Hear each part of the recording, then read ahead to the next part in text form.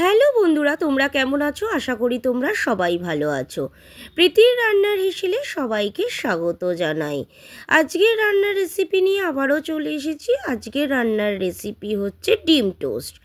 সকালের জলখাবার হিসেবে আমরা ডিম টোস্ট বাড়িতে সবাই তৈরি করে থাকি। কিভাবে আমি তৈরি করি সেই রেসিপিটাই তোমাদের সাথে শেয়ার করলাম। চলো দেখে নিই।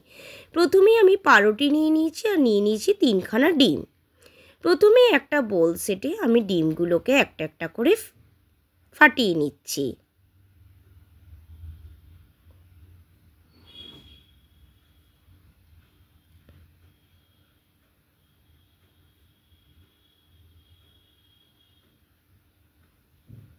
এখানে আমি 3খানা ডিম নিয়ে নিলাম। তারপর পেঁয়াজ কুচি নিয়ে নিচ্ছি।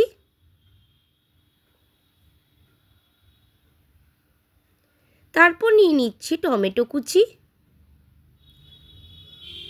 তারপর নিয়ে নিচ্ছি ধনেপাতা কুচি। তারপরে দিয়ে দিচ্ছি কাঁচা লঙ্কা কুচি।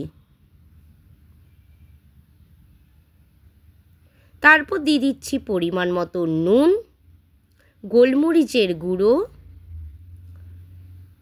আর লঙ্কার গুঁড়ো দিয়ে ভালো করে একসাথে আমি ফেটিয়ে নিচ্ছি।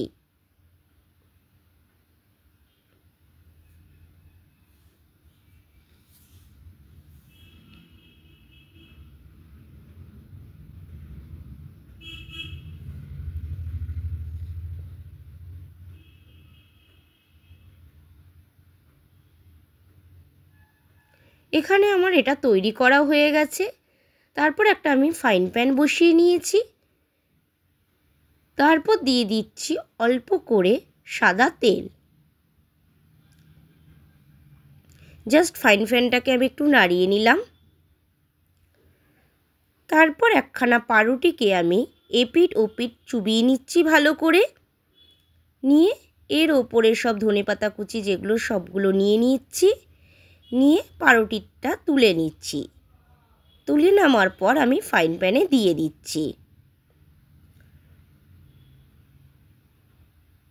দিয়ে এক পিঠ আমার ভাজা হয়ে গেছে, আমি ওপিঠ করে দিচ্ছি ভাজার জন্য।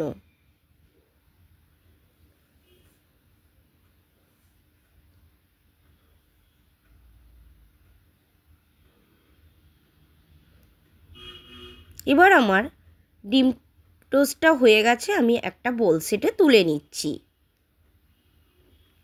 এরম করে আমি আরেকটাও এরমভাবে করে নিচ্ছি।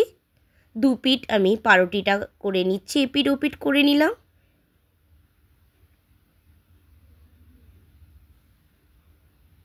দিয়ে আবারও আমি ফ্রাইং প্যানে দিয়ে দিচ্ছি।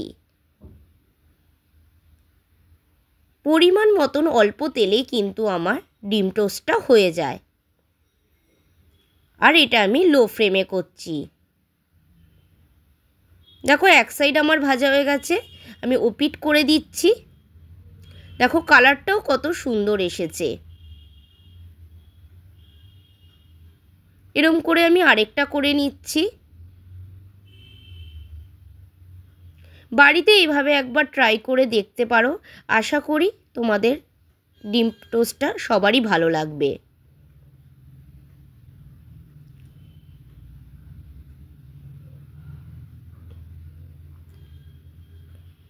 দিয়ে দিয়েছি, ওপিঠ করে দিচ্ছি আবারও।